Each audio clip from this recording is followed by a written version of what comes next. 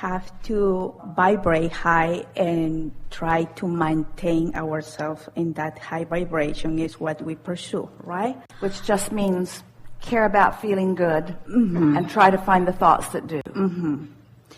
But it's kind of difficult how we can do when someone in our family or someone very close to us is having very hard times. I know. It takes health-wise, at least. It takes caring more about how you feel than anything. We know it takes discipline, but even more than that, it takes starting it at an easier place and letting the momentum help you. You can't just jump right into the middle of a problem and suddenly think different thoughts. You have to start in the easiest place and then just go from there.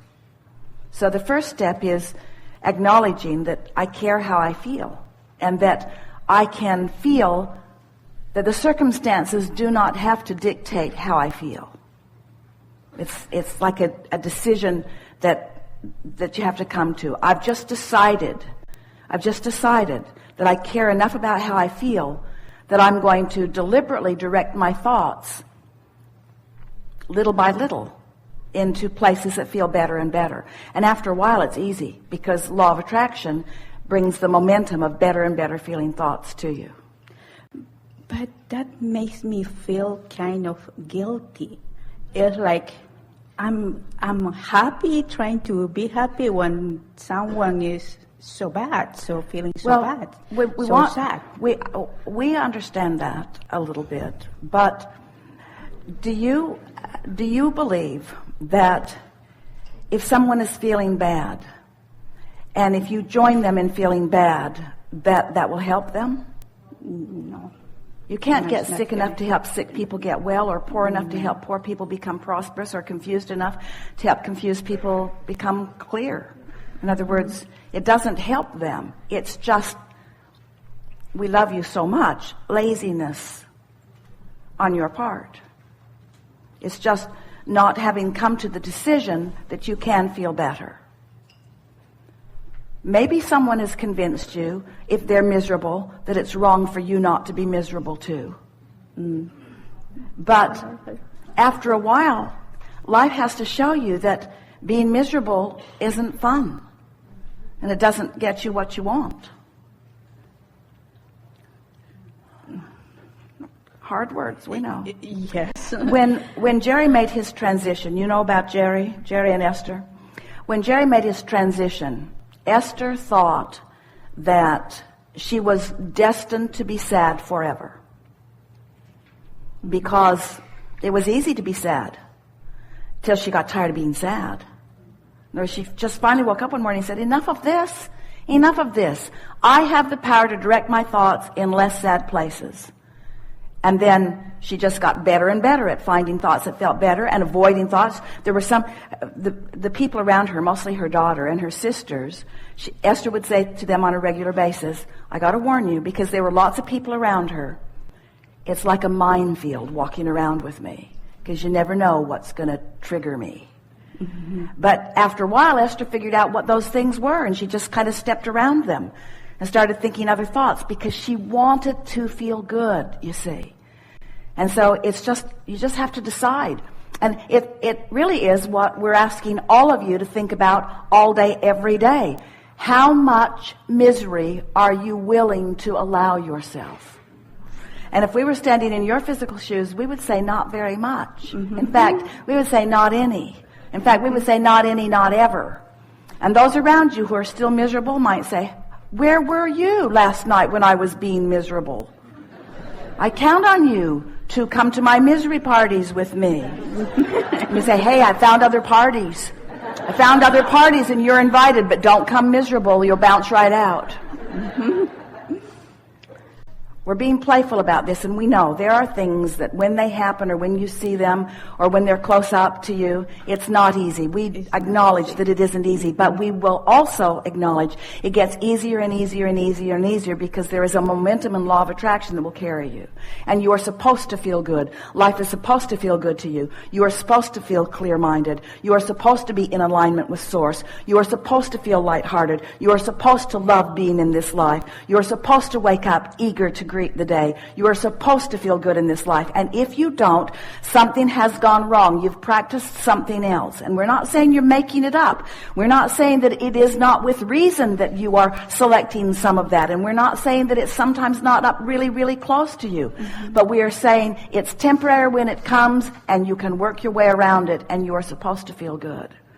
And we will not agree with you that sometimes stuff just happens and you can't help the way you feel because you can. And is there any way that I can help this person to feel better? By feeling better, that's the only way. Feeling better. By myself. feeling better. In other words, you cannot give, you see, because in your alignment, this is the way we like to explain this.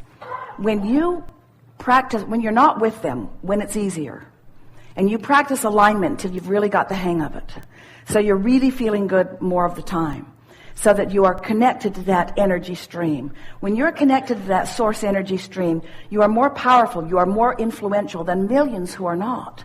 So then, law of attraction will cause you to dovetail with them in a moment when they are more likely to hear you. If you are resonating with their misery, law of attraction will cause you to rendezvous with them when they're in their misery. And that's the relationship basis that you have. But if you are deliberately feeling better, if you're making lists of things that feel good to you about everything, but even about them, and until that's what's dominant in your vibration, that's how you'll match up with them. And sometimes it helps them, sometimes it doesn't, but it's their choice, just like it's your choice. In other words, just now you were pleading a very good case, and there isn't anyone in the room who didn't understand what you're saying and agree with you to some degree, but we weren't going to have any of it. Because we know that it can be different for you, you see. And so you didn't talk us into that. You can't ever talk your inner being into misery. And so we want to ask you, if you can't ever talk your inner being into misery, why are you willing to let other people talk you into misery? And in fact, this is worth thinking about. The only reason that you ever feel negative emotion is because you've gone somewhere your inner being won't go. It's that departure from source that causes you to feel that way. Isn't that worth thinking about? My inner being will not join me in this negative thought. And that's why I feel negative emotion. And so that's a good thing for you to learn from your inner being. And then make it clear to everyone else that you're not going to join them in theirs. Someone said, but what about compassion? And we want you to know that what true compassion is staying on your high-flying disc while you hold someone as your object of attention. That's what Source does. True compassion. Not letting your circumstance cause variance in the frequency of Source. And so that's the best that you can do for someone else, but you got to practice yourself there. Because whatever vibration is dominant will dominate the moment. And so if you've been sort of lumbering around, sort of feeling good, not feeling so good, not feeling good, yes, no, pros, cons, you're sort of all over the place, you're not really solid on that high-flying disc, and you meet someone out of obligation, maybe you work with them, maybe you live with them, maybe you were born to them, and as you now rendezvous with them, and you're not on your high-flying disc and they're not either, so that's the relationship you have. If you've been practicing feeling better, first of all, those rendezvous don't happen organically as often because law of attraction doesn't put you together. But when you make a decision to march yourself over there and complete your obligation, or maybe you want to be with them because it is somebody that you love who's having a hard time, if you enter their sphere and you're on your high-flying disc, then and only then is there a chance that they might join you there. But also, there is less chance that you will join them there. So it may be that you just meet up and you don't really have a comfortable conversation because you're not resonating with them and they're not resonating with you. But at least they don't move you from your disc. You see what we're getting at? So now let's talk about this momentum. Let's say that you've sort of been dabbling at feeling good, but you're not really sustaining it very well. And they've not been dabbling. They are an expert at feeling bad. They've been practicing it with a lot of people, and they've got it down, and they are misery dripping. And you walk in, and you don't have much momentum going. You're on a higher disc than they are, but you don't have much momentum going. Their momentum will suck you in. It will. Their momentum will suck you in and make you believe that that's the reality. But it isn't. It's just a temporary state of being based upon the vibration that they've got going, you see. You know people, don't you? Who everywhere they go, trouble happens to them. Yeah. It's just the pattern of life. It's their MO, you see. That's just who they are. Well, it's just their practice thought, that's all. You see? And don't you find yourself, once you bump up against somebody like that, sort of making a determination, I think I might not want to hang around here so much. And it's not that it rubs off, it's that the vibrational frequency that is dominant will dominate the experience. And so in every moment you are practicing a frequency. And all we're suggesting is that if you wake up intending to feel good and you practice that higher frequency, that it gets easier and easier and easier to practice it. And then you will be a physical being living in your physical body, an extension of source energy, connected to the energy that creates worlds, focused upon somebody that you care about. That's really what you want. You want to be so tuned in that when you hold someone as your object of attention, you really have something to give them, you see. But you got to practice it when it's easy. You can't start out like that because they'll get you every time. Enough? Yes. Really good. Yeah. Thank you.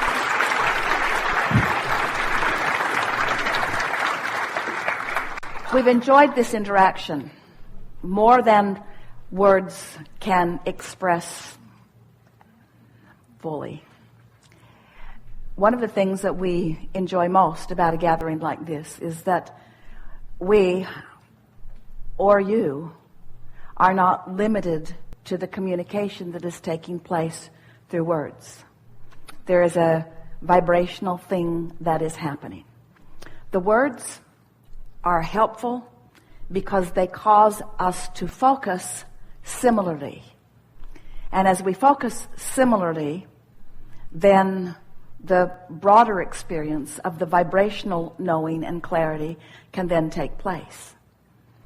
A gathering like this, from our point of view, is of advantage to you because through your willingness and patience to participate in dialogue like this, you have focused in the vibrational vicinity of your source longer than you usually do. And because of that longer focus, even though we're all sort of in and out of it depending on what's happening in the questions and answers, for the most part, it is a time of sustained vibrational frequency that is in keeping with who you really are. And that's why, almost without exception, everything that we said here today, even the things that have never been said before, were received by you. That's why you got it. As you move from this room and try to explain to anybody what this was about, that clarity will probably subside just a little bit because this is a peak experience. But the value of it is you practiced a vibration that took you to a new place, which gives you two really wonderful advantages. The first is that now you've found this new frequency and you've sustained it for a little bit of time, enough time. When you slip from it, you will recognize it. So your keen awareness of your own guidance system has been enhanced as a result of a participation like this here today. And the other thing that is wonderful is that your point of attraction has shifted as a result of the mental focus that you have participated in today. You are not leaving this room with the same sustained frequency that you entered it, which means everything in your experience is going to be different. Every relationship that you have will shift to some degree. The thing that matters most, and it's our favorite thing to say to you, is your realization of that. In other words, if you can accept a shift as you have received it here today, well, now you're on the path of least resistance.